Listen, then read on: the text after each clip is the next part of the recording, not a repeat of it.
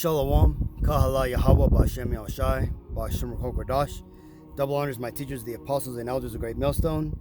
Peace and mercy to the elect, who are the house of David, reborn again in this generation.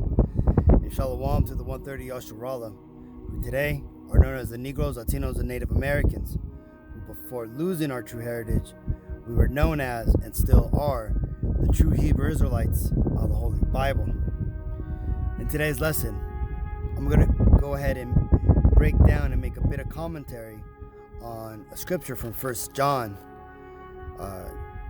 Just something to go over today as I'm out here in Joshua Tree, right? What you're looking at now is the rock formations out here in the desert in California, known as Joshua Tree. Came out here with my lady and thought it was a good time to just go ahead and do a lesson while I'm out here in the Lord's beauty, man.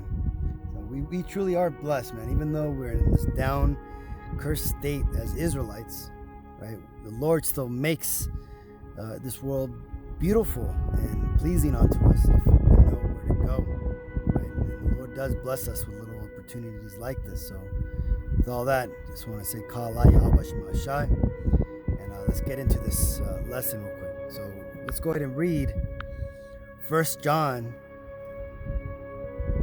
3 and 2. Beloved, now are we the sons of God, and it doth not appear what we shall be. But we know that when he shall appear, we shall be like him, for we shall see him as he is.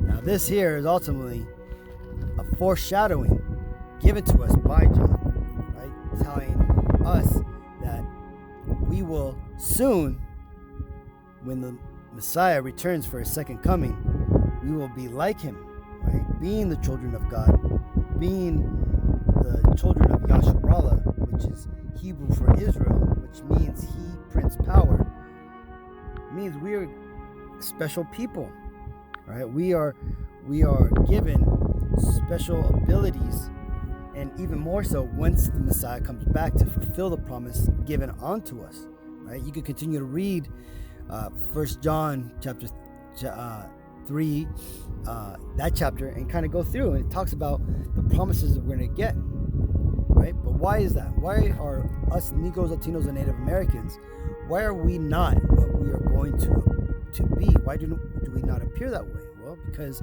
you see, we are God's living on earth in fleshly bodies. But when the Messiah returns for a second coming, he's going to choose a particular group of people, those particular groups being known as the Israelites, right? And of those particular people, the Israelites, he's only going to choose 144,000 plus one out of every three Negro, Latino, Native Americans, right? Which is known as the 1/3, which is described in Zechariah 13 and 8, that the Lord would bring through these end world tribulations and trials, okay? And for those who do survive and make it to the end, not only will you obtain salvation, but you're also going to receive a gift of spiritual power, right? You'll be, these laws of the Bible will be written in you.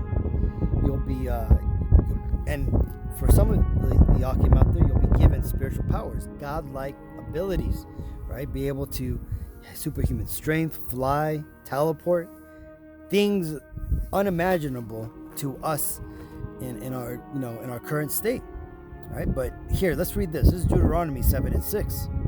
For thou art a holy people unto the Lord thy power, Yahweh Bashem Yahushai, thy power hath chosen thee to be a special people unto himself above all people that are upon the face of the earth.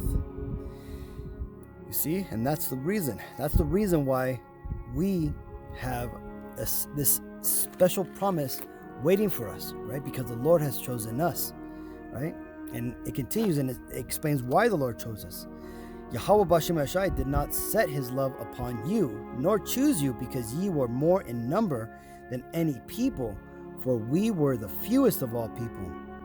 but because Yahweh Ba'ashim Ashai loved you, and because he would keep the oath which he had sworn unto your fathers, hath Yahweh Ba'ashim Ashai brought you out with a mighty hand, and redeemed you out of the house of bondmen, from the hand of Pharaoh, king of Egypt. Right? So the Lord did all this because we are his peculiar people, his chosen people, the people that he finally got to Abraham, that the lineage that would come of Abraham, right? That ultimately being the Negro, Latino, Native Americans, right? Or Salaki, should I say, the lineage that would come from Abraham, Isaac, and eventually Jacob being the chosen seed, right? Everybody who would come after Jacob, out of his seed line, his lineage, would be the special, peculiar people, right? Up at that point, we had been filtered down enough, we had been, separated enough, made holy enough, to where we now are given an opportunity to achieve this greatness that the Lord has set in front of us, right? To be given spiritual powers, to be given salvation. Now, like I had said in the beginning, and that because it tells you in Zechariah 13:8, only 1 out of every 3 Negro, Latino, Native Americans are going to achieve this, right? And that's because, this truth isn't for everybody, right? It's a very hard truth. When you find out that the Lord, the God of the Bible, is not in love with everybody on the earth, that he's going to bring a lot of death, and he brings a lot of destruction, right? This is the hard pill to swallow that a lot of people can't accept, right? But again, this is something that's going to ultimately come to us, right? Us Israelites, Negroes, Latinos, and Native Americans, right? And this is what is going to be shown onto us, and this is what we are going to appear once the second coming of the Messiah comes, right? We're no longer going to be those bottom of the barrel Negro, Latino, and Native Americans, right? We're not going to be under these other nations who basically are the dogs that lick our wounds, right? No longer are these other nations going to be able to serve themselves upon us or hold power or reign over us, right? We are going to be the new leaders of the earth by the power given to us by the Messiah and the Father, right? And that is one of the benefits and the things that shall be once the second coming of the Messiah is here, right? And if you've been paying attention, you've been watching our lessons, Joachim out there, that we're coming close to that time, right? Russia has already blaming NATO for the destruction and the bombing of its flagship cruiser, right, or battleship, right? It's flagship battleship, saying that because of the weapons and the support that the NATO system has given Ukraine, that Ukraine for the most part has attacked Russia. So what does that mean? That means Russia is getting ready, is trying to justify itself, so that way it can strike out against NATO, and hence stop NATO from assisting the Ukraine. But here's the thing, right? Here's the thing that a lot of these people in NATO don't understand, that once that happens, that once they keep antagonizing the bear, which is Russia, that what is explained in Ezekiel is going to happen, man. I'm talking Ezekiel, Ecclesiastes, where the Lord's going to put the hook back into the jaws of Magog, which are these Russians, right? And he's going to bring them into war against Babylon the Great and the Beast, right? Which is America and the NATO allied system, okay? And again, as soon as Russia, Iran, or any of the what's the so-called axis of power attacks any of the NATO countries, right? So far, it looks like it's going to be Finland or Switzerland who are at risk of being attacked, since they're so close. I think even Poland. That as soon as one of these NATO nations are attacked, that Article 5 of the NATO agreement is going to kick in. And that means that once one of the partners of NATO is attacked, that all of them must fight back, right?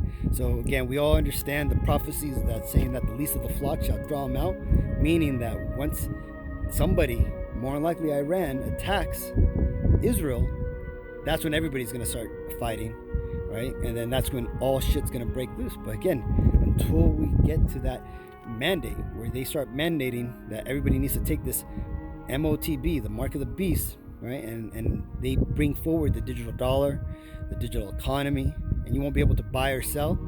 Then you won't be able to. Then when that gets initiated, that's when the war is going to break out, right? So first the mark of the beast, then World War III, then the second coming of the Messiah, right? And just to show you a little bit about how fast the economy is moving to the cashless society, here in the Joshua Tree National Park, I try to pay the entrance fee. It's like $30 to get here. I try to pay with cash. What did the park ranger say? She repelled her hand and said, "Sorry, I can't take cash, only credit card." Right? So that just shows you, man, that these devils, they're getting ready to switch over to a cashless society, man. And they're gonna basically make all that. They're gonna make it to the point where you're going to have to take this.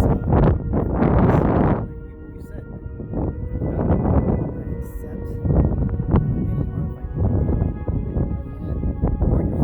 head or anywhere in your body, and you'll be good, right? Call upon the name of the Messiah, and should be all set. So hopefully this video is edifying, Akim.